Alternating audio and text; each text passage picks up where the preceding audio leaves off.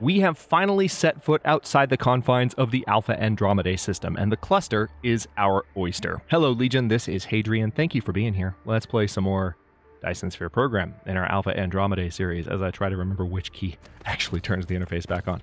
So there are so many reasons that I'm excited about the next coming episodes, because this is something not only that we've been building towards for a long time, but it just unlocks a new level of depth to the game that is, frankly, hard to even describe, but I'll try.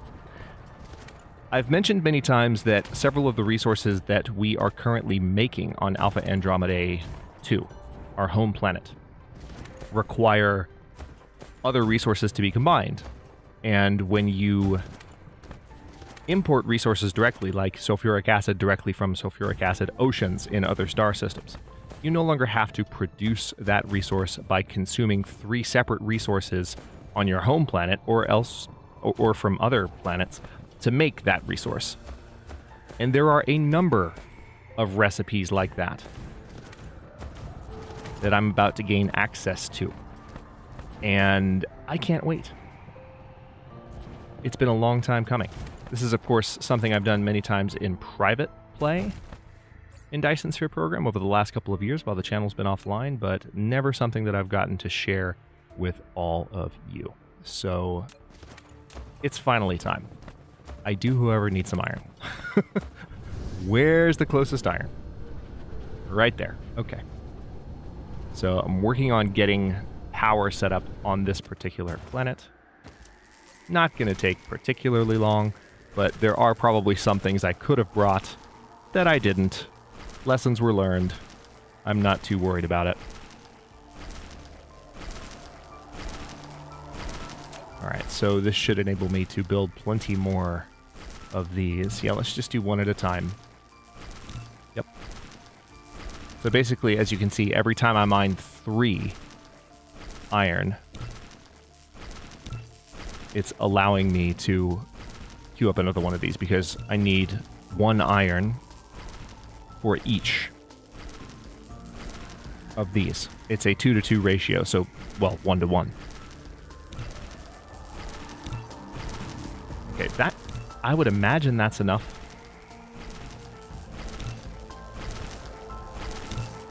Okay, I'm going to leave it at that. We do, of course, have warpers being created on Alpha Andromedae 2.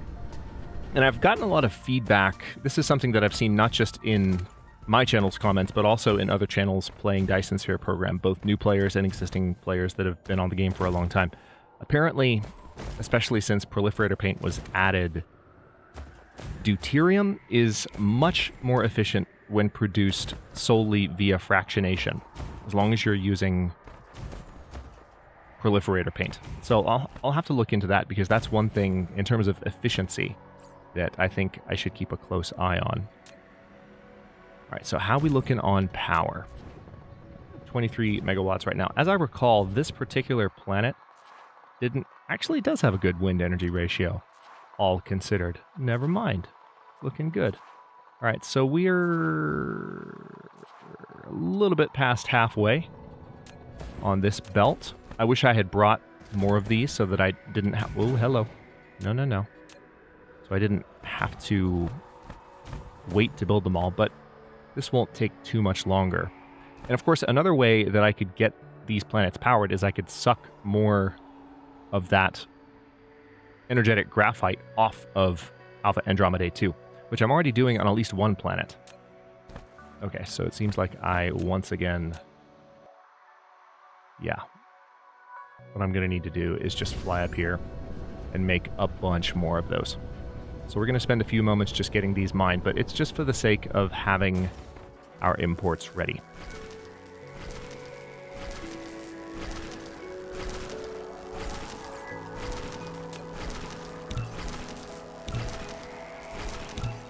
Yeah, I won't need to make too many of these. And of course, we are making great progress on research. As a reminder, we are researching mesoscopic quantum entanglement, which is the upgrade for the chemical facility. Cannot wait to have that in place, because a number of our chemical facilities I mean, it's a building I haven't even used that much, to be honest. But a number of our chemical facilities are extremely important right now in the chain. I mean, they won't necessarily be for long because the chemical facilities are probably more affected than any other facility in terms of things that have their workload reduced by the efficiency changes. Holy crap. I leave town for 5 days and my mouth stops working. I gave a speech at a wedding. I should be better at this upon coming back. Anyway, the changes in efficiency that are going to come from importing these additional resources are going to affect the chemical plants the most. The resources that we're currently producing are mainly, I should say producing inefficiently, are mainly being produced at chemical plants. Okay, so there's that, and now we are researching a much needed, well, not hugely needed, but we're going to get even faster as Icarus. So let's continue to space these out. I'm just going to do it this way. Here we go. All right, so it looks like I have 18 altogether. Nice and fast. And we should, as we approach here, we should be able to start seeing the wind turbine over the horizon. That would be my hope. Yep, there we go. We can see it. If you look at the bottom right, you can see that we're approaching.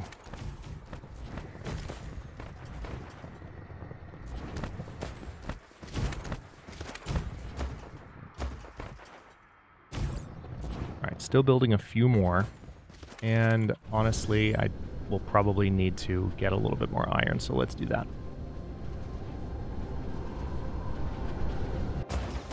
I'll probably mine, or rather, definitely mine, but I'll also refine the kimberlite here. Kimberlite will provide diamonds. I had a commenter ask me about this, and it's a great question, something that I'd already thought about. Kind of similar to silicon and even titanium, honestly. It doesn't make a lot of sense to export raw titanium ore. The only situation in which that makes sense is when you have a titanium planet where you've already set up a kind of vast titanium, you know what, let's do this one at a time, a kind of vast titanium production apparatus, and maybe that planet runs out of titanium. Then maybe rather than rebuilding an entire titanium production apparatus elsewhere, you set up titanium mining on another planet and send it to the existing structures. But, I mean, there's arguments to be made for doing it both ways.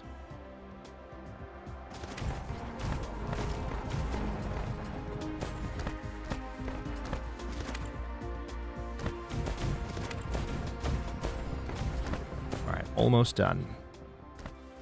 Pretty momentous occasion here. We just have, looks like 4 more.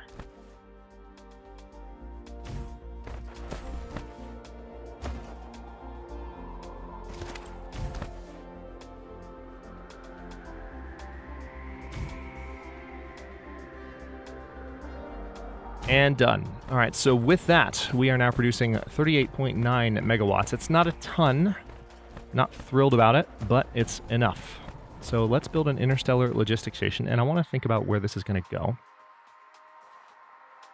One of the main reasons we're here is the fire ice, but we also have kimberlite.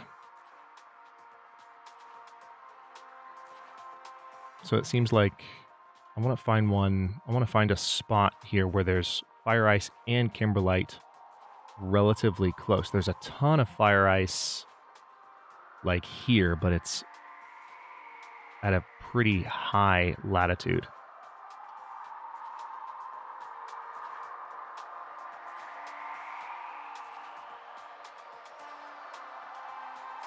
All right, so we've got some kimberlite here next to some coal veins. That's interesting. And then fire ice up. You know what? Yeah, I'm just gonna... We're going to tap this vein here, and then we'll run the fire ice down from, like, the North Pole. That'll be fine.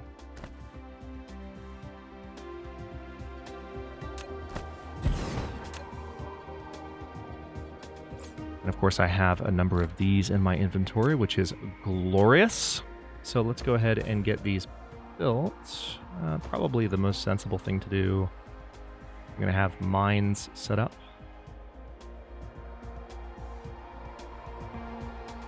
Will that power? Yes, it will. That's what I wanted to see. All right, let's go ahead and place this first and foremost. We want to export a couple of things here. We want to have fire ice being exported. This is a remote supply. And we want to have kimberlite being exported as well. So I have plenty of mines. Also, let's go ahead and for now, while the power situation is so sketchy here, I could also import energetic graphite here. I think I'm going to go ahead and do that. Let's say remote demand. I don't know how quickly it'll be brought here, but if we can start importing that, I mean, one of the reasons it might not be brought very, very quickly is that they might be prioritizing filling up other storages. So we'll see kind of how that goes. I'm going to leave that sitting for now. I also don't believe I have warpers set up yet for these ships. Oh, that's because I don't think I've researched the ability for them to warp, if I'm thinking about it correctly. Sorry, for those of you watching in the backlog, obviously I've been out of town for a bit, so I'm coming back to recording in this series after several days not playing it. So getting my head back in the game specifically of what we were working on.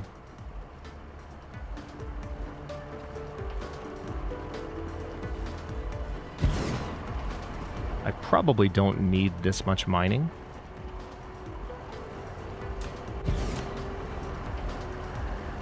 Alright, so if we have this set up here, let's go ahead and put these in our inventory as well.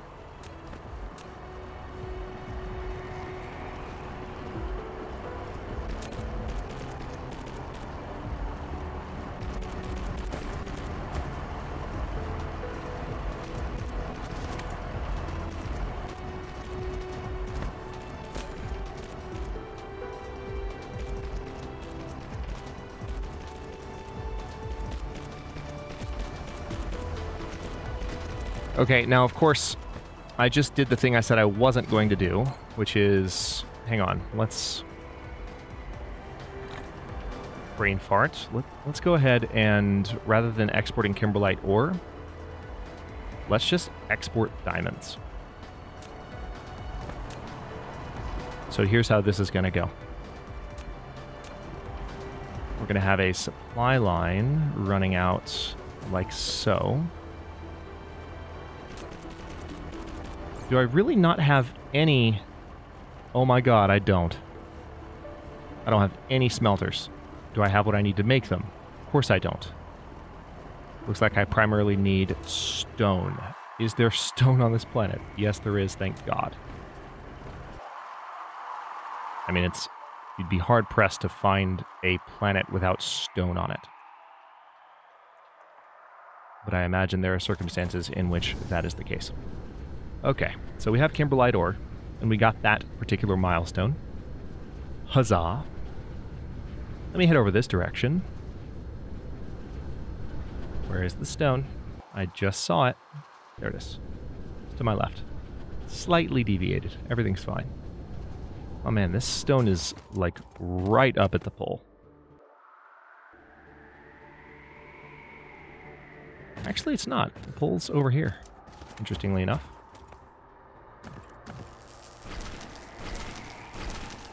Oh, I forgot how quickly stone mines. That's beautiful. All right, so with that, I can do this a little bit more quickly then. Let's go ahead and build one of these. Now it's saying I am out of basic resources in other categories. What? Let me guess. Iron?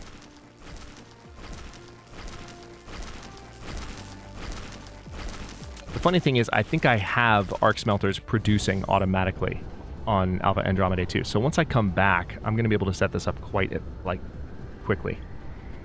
It won't be a problem. But right now, I have a lot. There are just lots of things that I don't have available. That I didn't bring all the things I needed. I was so excited that I left without some things. It's worth it. It's worth it. But we do have to do a little bit of backtracking now.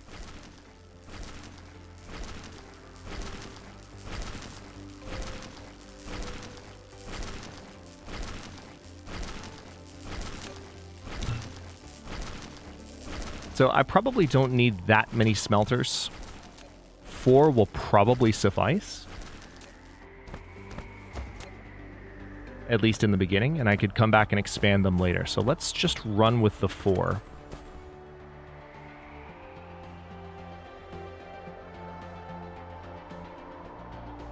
I'm really hoping... No, that's not going to count as powered.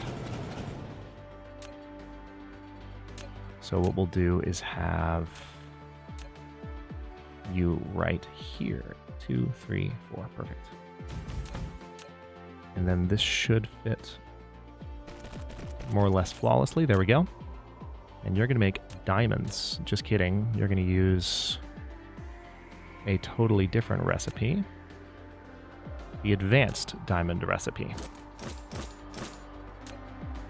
Refining them directly from kimberlite ore. So, huge change here, because we no longer have to use energetic graphite to make diamonds, which will give us more of the ability to import energetic graphite as needed. Now, what were you saying about two? There we go. For a second, I thought it was going to tell me that I couldn't... Okay, that's awesome. Already exporting diamonds. For a second, I thought it was going to tell me that I couldn't place a sorter there, which would have just been strange. Okay, now having done that, let's go ahead and get some fire ice going as well. We do not have to refine this here. There is an argument to be made. Oh yeah, we have this silicon here as well. I forgot about you.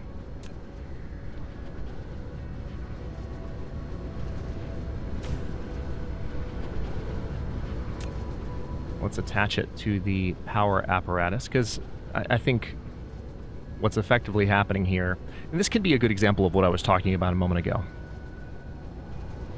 We're going to send this silicon to the existing silicon factories.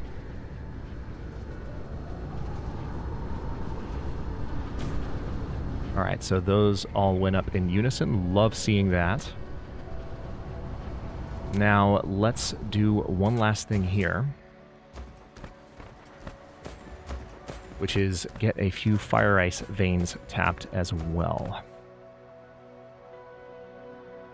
So we're going to have both of those resources exporting.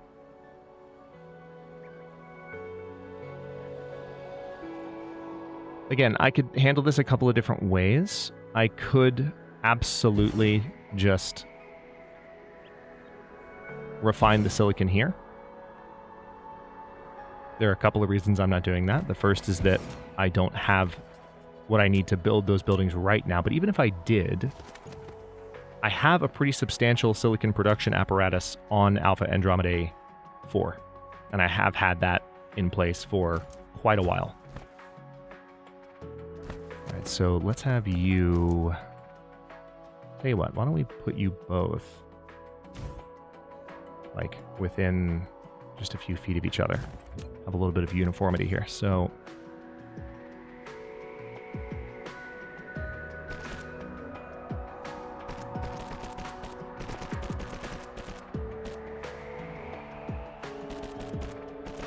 glorious.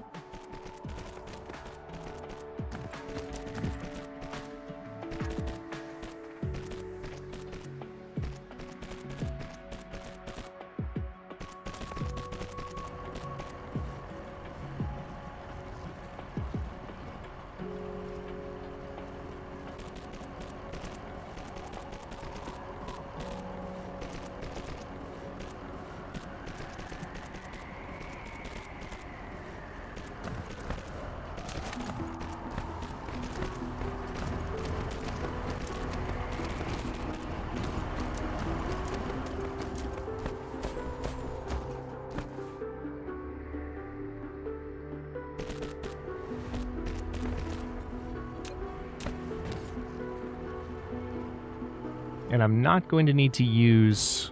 Yeah, check that out. That's lovely. I don't even need to use a satellite substation in order to power that. All right, now let's just move both of these resources down to the equator. Hang on, we're going to do this a little bit better than that. Nice. Mechanical frame level 6 has been researched, so we're moving a little bit faster now. Love it.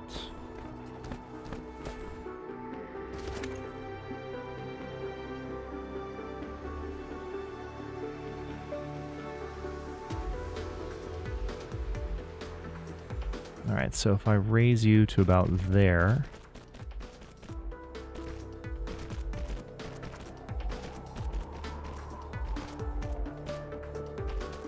Now you're side by side, mostly fitting onto the grid, and we can send them both down where they need to go.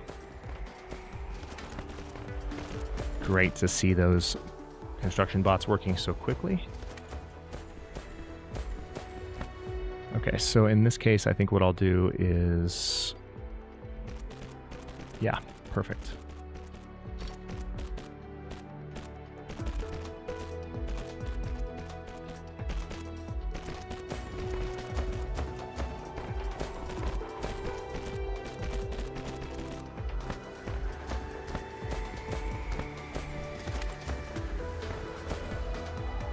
Right now I have the belt set to kind of not follow the grid, so I've just changed that. We're back on the grid exactly. And just moving these 2 resources down. The fire ice import is really going to be huge for making sure that we can maintain our graphite production on Alpha Andromedae 2. It seems like we're actually keeping things up research-wise. Like all 4 of the primary research cubes we're producing right now are being consumed for the research process, which I don't know that I would have expected that the last time I left Alpha Andromedae 2, if I'm remembering correctly. So that's nice, you know. I'll definitely take that.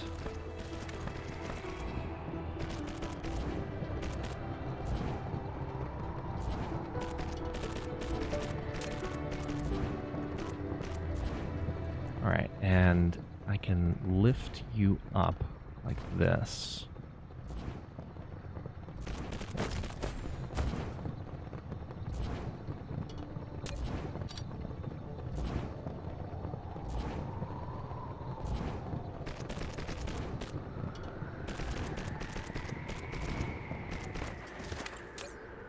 Okay, and yeah, I think for now, this might change in the future. I'm going to go ahead and just export the silicon directly.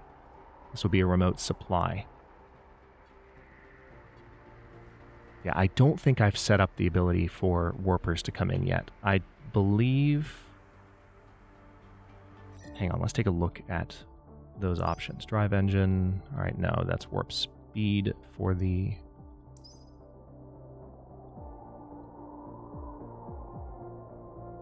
Okay, yeah. So I'm going to queue up Logistics Carrier Engine, and then queue up Logistics Carrier Engine 4. So we're going to have a couple of these in a row, and this will give these ships the ability to warp. So we're not going to have the ability to just directly get these exports running right away.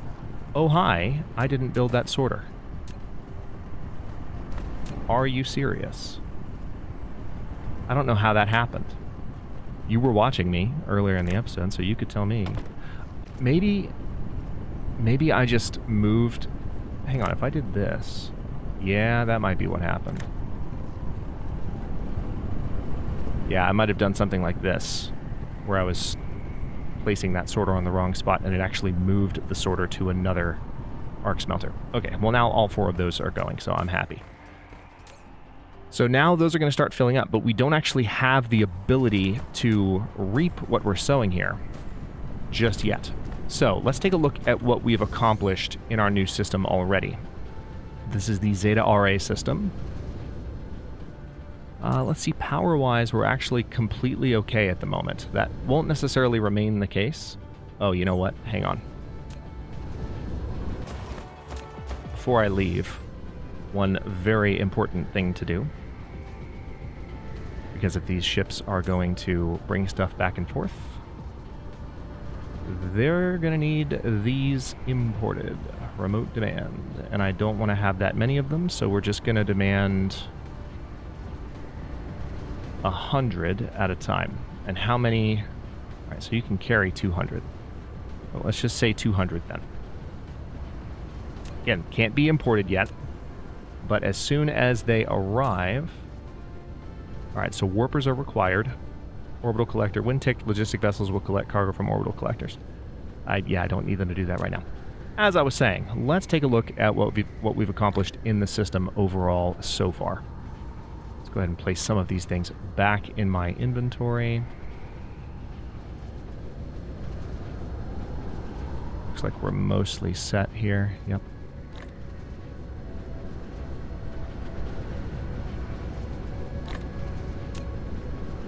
So, on Zeta RA3...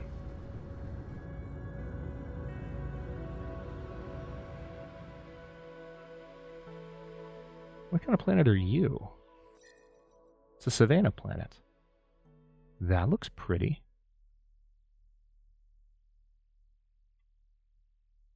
So let me take a quick look, because I'm genuinely not quite remembering...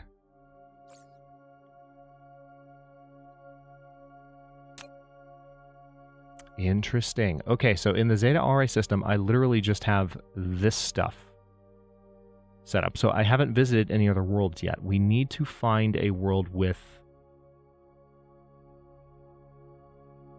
I'm not silicon, but sulfuric acid. But first, I really want to visit this savanna planet. Look how green that is. I think they used to... Did they used to call these prairie planets? No, prairie planets are entirely green with no water. So this is just... I don't know that I've been on a planet like this before.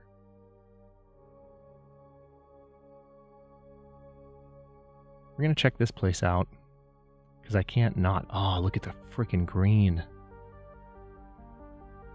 This is beautiful. Okay, so there's definitely organic crystal here that we're going to be exporting, which is consistent with what I've exported from Savannah, not Savannah, but this looks a lot like the old prairie planets. Maybe they deleted prairie planets and replaced them with Savannah. Oh, this is fantastic. What is this? Cacti! Oh, that's so cool. They actually have, like, different biomes. So there's a desert biome here. But then there are green sections of the planet as well. I freaking love that. So there's no... I don't actually see water. Interestingly enough. So maybe they did replace these. Also, look at these crude oil seeps. This is... Oh my god, there's a 4 per second crude oil seep here. So definitely a planet that we can use... at least in part, for oil production in the future. But now that we've arrived on this beautiful new Savannah world, I'm going to go ahead and stop this episode here, because this episode needs to get uploaded. And in the very next one, we are going to continue taking a look around this system before we head back to Alpha Andromedae 2 and make sure that all of the resources we're currently producing are still going to help us move through our current research projects so that we can have the ability to warp supplies back and forth and do the things that I've been, hyping up for the last several episodes, including this one. Because right now they can't. They can't actually warp back and forth and send things. I could send them without warpers, and we could relive that story that I told you several episodes back of actually needing to ensure that the warpers are there for the transports once they arrive. We wouldn't have to intercept them in the middle of space like I did then. That was just for fun, but we could do it just for fun. But I'd rather kind of keep things moving at a more rapid clip, and that's what I'm going to do. So we're just going to go back and make sure that everything stays nice and efficient. We might grab a few things so that we can come back here and set up some additional resource outposts more quickly and effectively so that, I can actually show up here with lots of smelters and power producers, etc. But we'll figure all of that out and more in the coming episode or 2 or 3. Thank you so much for watching. If you enjoyed this one, don't forget to like the video and subscribe. Hey, what are you doing? What are you doing, Chris? If you enjoyed this one, don't forget to like and subscribe to follow along. If it's not your first time or even your second, look for the join button to access unique emotes, badges, and other perks. New episodes are coming out every day at noon, U.S. Eastern Time, and comments are always welcome. Let me know what you think, and I'll see you next time.